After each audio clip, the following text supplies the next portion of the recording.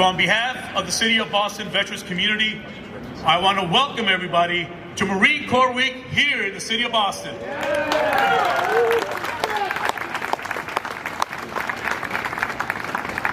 Today, we are kicking off Boston Marine Week with a flag-raising ceremony. But this flag is more than just a ceremony. It's a promise from the city to the Marines who have stood watch for 250 years.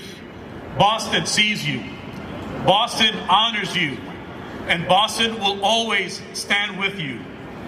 Boston and the Marine Corps have been intertwined since our earliest days. With our harbor launch, the young Navy, American Navy, Marines climbed the shrouds up to the fighting tops with muskets on their shoulders. A Marine detachment stood tall on board USS Constitution, whose guns and Marine sharpshooters helped win the famous victory over the HMS Guerriere, which took place just a few days ago on August 19, 1812, 213 years. This fight began with a sail from our waterfront here in Boston and earned the ship's name, Old Ironsides. The long-standing tradition of Marines serving across various domains, at sea, on land, in the air, and now in the realm of cybersecurity, reflects an integral part of Boston's maritime heritage. We're proud that across Boston, you'll find Marines in every neighborhood, recruiters shaping future leaders, reservists balancing drill and day jobs, veterans building businesses and nonprofits, and Gold Star and Blue Star families who carry the quiet weight of service. You'll find Marines mentoring our youth, volunteering in our schools, and every winter leading the beloved Toys for Tots drive that bring hope to thousands of children here in the city of Boston and these great United States. That's what Always Faithful looks like in a city built on community. As the Marine Corps joins the Army and the Navy in celebrating its 250th anniversary this year, we also shine a light on the next generation of warfighters. Today's Marines are not just warriors. They are expeditionary problem solvers equipped to face any challenge. And here in Boston, we are committed to being your dedicated partner, providing vital access to healthcare, housing, education, and meaningful jobs, preserving our memorials and hero squares, and ensuring that every Marine and family member who calls Boston home can thrive in a supportive environment. To our Marine veterans, and there are many here today, thank you. Thank you for carrying the core values into your civic life. To our current serving Marines, thank you for the quiet professionalism that keeps our nation safe. To our families, you serve right alongside them, and we see you, and we will always also support you. As we raise this flag over City Hall Plaza here in Boston, let it remind us that service is a Boston tradition. That in this city, fidelity runs both ways. We are grateful, we are proud, and we are with you. Thank you. Welcome to the first Morning Colors ceremony of Marine Week Boston, a celebration of our Corps' 250 years of honorable service to our great nation. Ladies and gentlemen, please welcome General Christopher J. Mahoney, Assistant Commandant of the United States Marine Corps and a native of South Weymouth, Massachusetts. Well, holy cow, I think I'll get real here for just a second. It is very, very difficult, maybe impossible, to be treated the way we are treated, to beat the way we are treated in Boston, Massachusetts. To see all the Marines, the former Marines, it is the fabric, it is city, it's the fabric, it is state. So thank you, Commissioner Santiago. I think we're gonna hire you to be our front man, to be our senior advertiser. It's a true honor for me to be here at Marine Week. Once again, not a throwaway term. When I look at the Tommy Lyonses of the world, when I look at all the people who are still serving, whether they're in uniform or not, that's something special for a guy like me, who's a kid from Massachusetts. But we're doing more than simply celebrating 250 years of being the first in the defense of our people. We're also recognizing the Corps' deep and enduring connection to this city, which was just outlined. In 1775, on these very streets,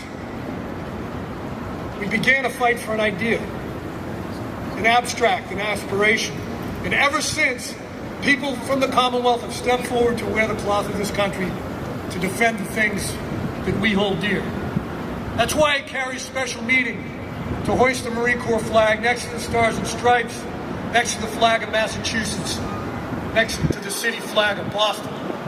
Together, these flags remind us of an idea. They remind us of the abstract that has become real. That freedom is the idea, is something real that we will defend to the last in this country. Defend to the last with someone like Nick Gonzalez. It is an abstract made real. It's a reminder that the strength of the Corps will keep the peace. It's a reminder that Marines will forever stand in defense of the idea of freedom. Semper Fidelis. Thank you.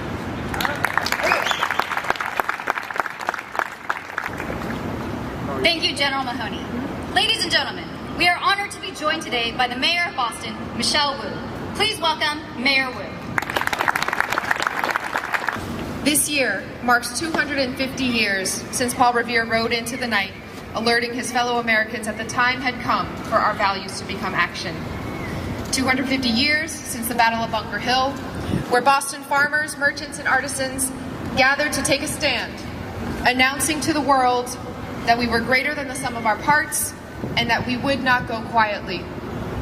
Today we are proud to celebrate Marine Week just across the river from where those brave patriots made their stand. We are proud to celebrate 250 years since the Second Continental Congress established the U.S. Marine Corps to defend American independence. And we are thankful that since 1775, Marines have fought courageously and selflessly to protect these freedoms. I want to take a brief moment to honor a few of the many incredible Marines in our city, from our city, who have served our country abroad and continue to serve their communities here at home. I see in the back Sergeant Sam Dillon, Purple Heart recipient who served in Iraq and Afghanistan before coming home, joining the Boston Fire Department, where he now serves his fellow firefighters as president of the International Association of Firefighters Local 718. Tommy Lyons, who served as a Marine in Vietnam and has done incredible work day in and day out for more than 40 years to honor his fellow Marines since organizing the South Boston Vietnam Memorial, the Semper Fidelis Society of Boston, and the annual Boston Marine Corps Run. Thank you so much for your work as chairman of the Marine Corps Birthday Celebration and as chairman for the Medal of Honor Convention, which Boston has hosted multiple times, and for all that you do to honor our veterans. And there are three more technically, who cannot be here today. Corporal Coleman Nee served in Operation Desert Storm and then dedicated his life to his fellow veterans. As Massachusetts Secretary of Veterans Services formerly, he did everything in his power to ensure that the brave men and women who sacrificed for their country could come home and access the supports and services they deserve. Corporal Nee couldn't be here today because he was recently elected by a unanimous vote to serve as the National Commander of Disabled American Veterans.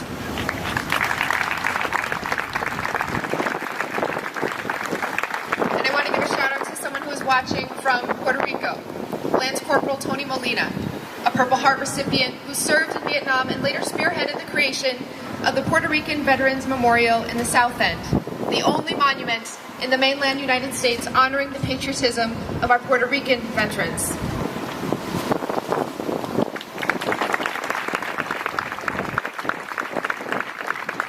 I'm told, I didn't see him yet, that Andrew Biggio is also here, a Boston police officer and someone who keeps the stories and history alive of so many of our veterans across the city, particularly our Marines.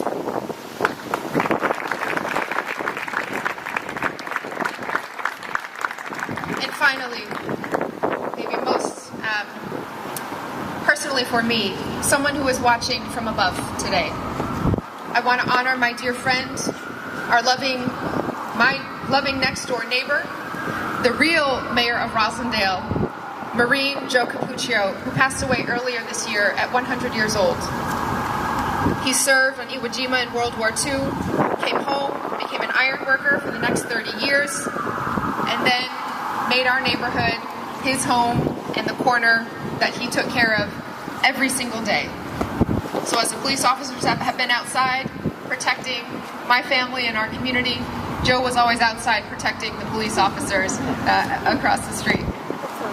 Later today, we'll be dedicating our street in Rosendale to Joe and his legacy. His passing is an immense loss for our city, but the legacy of his love flows through to his wonderful family, through our neighborhood, and through our city.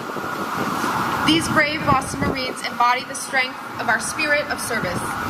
Their bravery and commitment to justice does not end with their time in the military.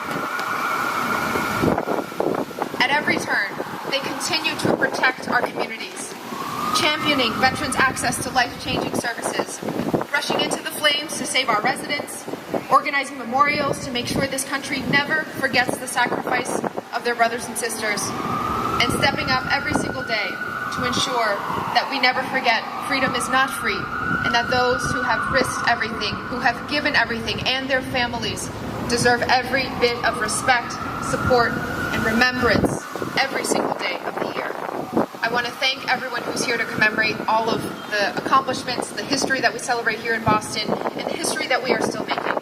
Thank you especially to my colleagues in city government and who work every day in this building. Of course, our Commissioner of Veteran Services, Commissioner Rob Santiago, the best in the country.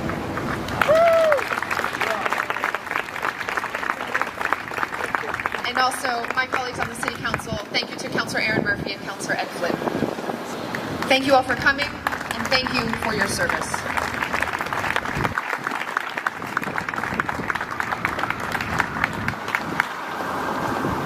Ladies and gentlemen, now reading the proclamation, please welcome Commissioner Santiago. And whereas, since 1775, Marines have come from all over the country in all walks of life to serve their nation, embodying the uncompromising standards and characteristics of honor, courage, and commitment, being the first to fight, whatever the crisis may be. And whereas, Marines are renowned for their legacy of battlefield heroism, relentless pursuit of victory, and the fighting spirit that led them in the fight at Iwo Jima, the Chosin Reservoir, Vietnam, and Helmand Province, combining a long and proud heritage of faithful service to the nation with the resolve to face tomorrow's challenges. And whereas, the Marine Corps is a premier and naval expeditionary force in readiness, ready wherever our nation calls, with nearly 38,000 Marines forward deployed around the globe on any given day as a professional, disciplined, and capable force. And whereas, after their military service, Marines return to their communities as productive citizens, having selflessly contributed to a purpose greater than themselves, they continue to display the fighting spirit to make their communities and enterprises stronger because of their service. And whereas, the City of Boston recognizes and honors the selfless sacrifices made by Marines, their families, and reaffirms our city's gratitude for their unwavering dedication. Now, therefore, Michelle Wu, Mayor of the City of Boston, do hereby proclaim August 21st, 2025 through August 24th, 2025 to be United States Marine Corps Week in the City of Boston.